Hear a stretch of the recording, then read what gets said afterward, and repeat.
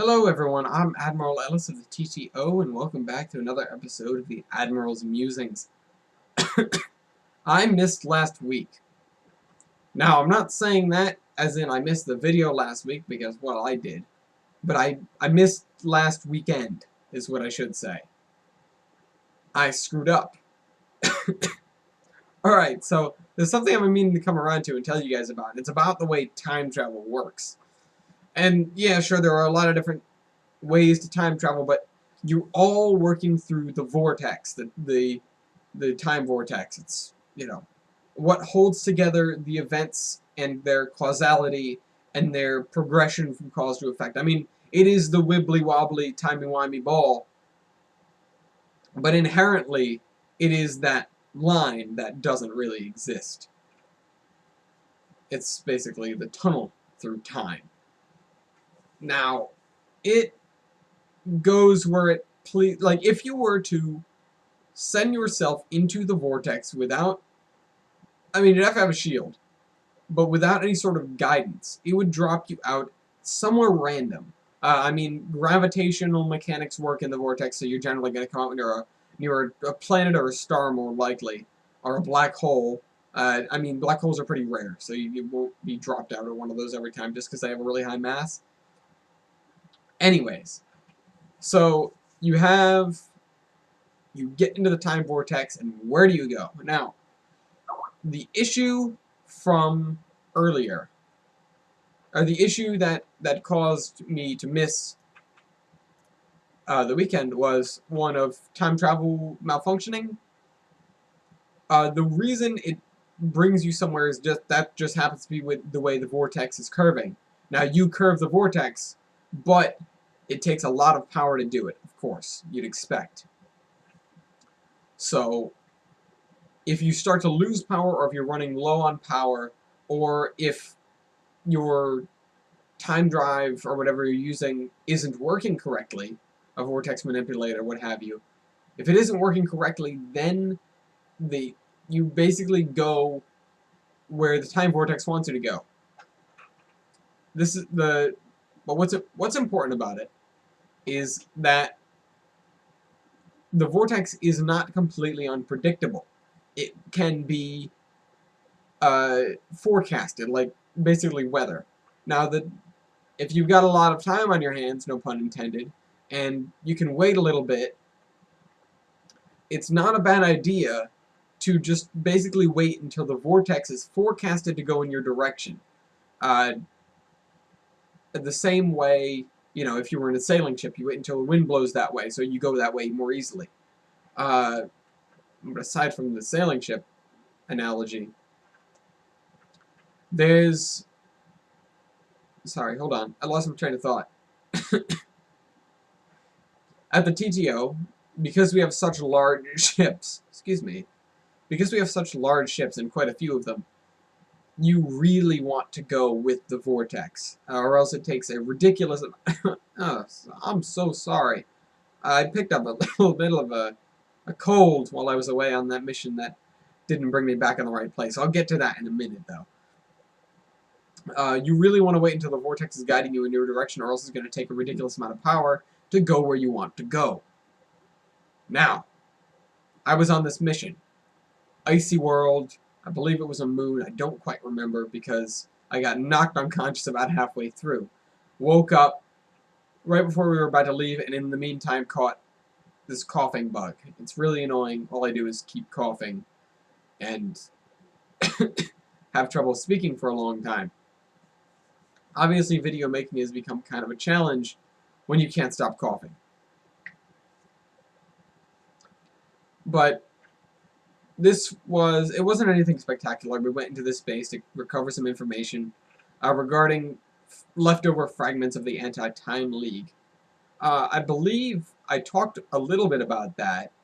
I can talk more about that next week again if I forgot to mention it. If I remember to mention it, that'll be good. So, aside from the Anti-Time League, we picked up information, we were on our way out, we got caught, I got socked in the face, I had a bruise, literally, on the side of my face, and I went down. Now, that wasn't what got me. I mean, we all got captured and put in the thing, and we had to stage a jailbreak. But honestly, they were really understaffed. That's what was funny. They were really understaffed, so they managed to corner us with like 5 guys, which was like half of the guys they had. Stunned half of us, punched me in the face, and then we all ended up in a cell.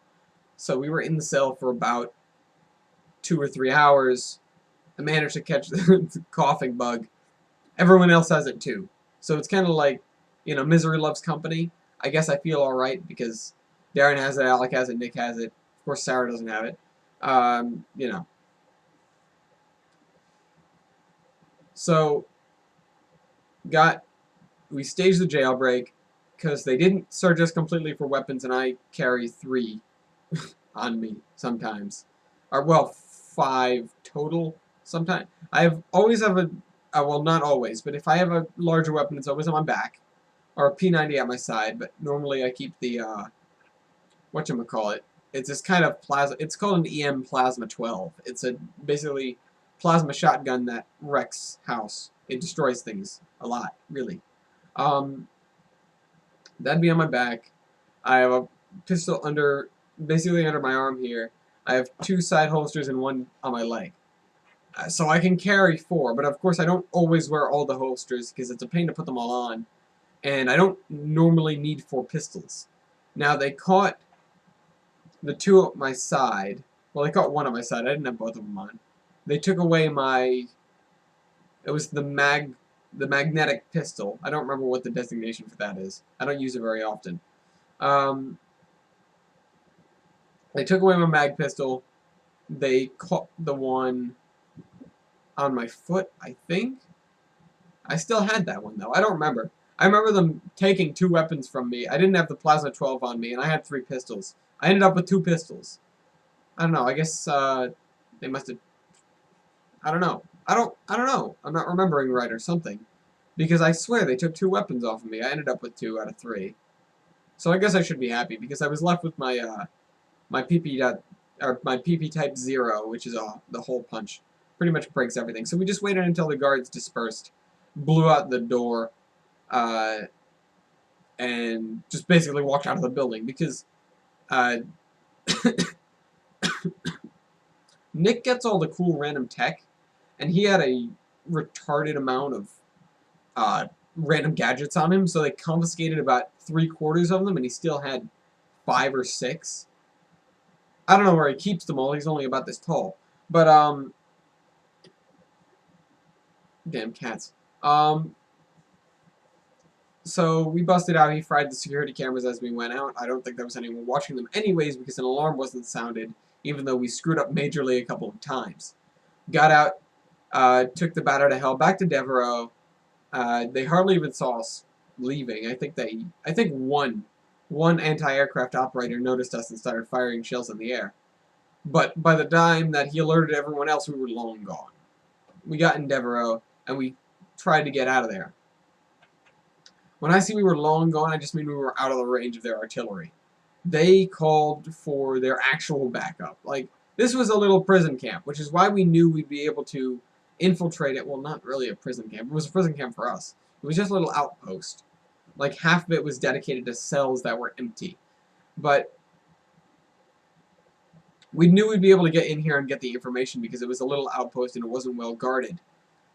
So we got in there, got the information, got out, and then they called for backup, and there were about 5 or 6 ships bearing down on us. So we were escaping at a maximum impulse. I guess it's impulse still. But they started to catch up because they go faster than a city ship. A frigate goes faster than a city ship. And we didn't really want to get pounded, and also we didn't want our computer system vulnerable because we still had our antennae on. The crystals are starting to break down. They always are. But we were losing our communication system and we couldn't turn it off for fear that it wouldn't come back on again. So we had to book it out of there. We didn't have time to let the vortex align for us, and the drives broke synchronization because we pushed them too hard. So I came back a couple days too late. However, because of the unique circumstances, we basically had to root ourselves in that time and then transfer all the information to Mabel's regarding the Anti-Time League. So I was stuck missing a couple days. After a few days, when the rift, when the hole we made in the space-time continuum coming home had healed enough, I was able to jump back and do those 2 days, because they were an important couple of days. But I didn't have time to make the video. Because it was an important couple of days, not only because I had my life going on then, but there were quite a few other things happening that I really had to attend to.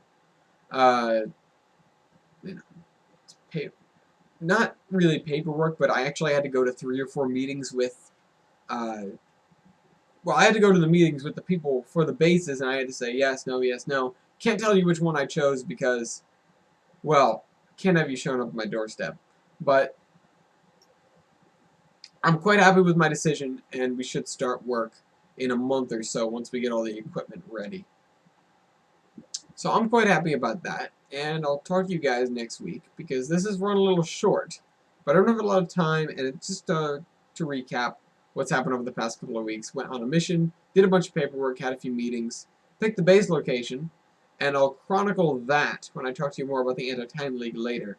That was the first unseen Time War. The great Time Wars were with the Time Lords. These are with the TTO. Keep on staying at the stars, ladies and gentlemen. Talk to you next week.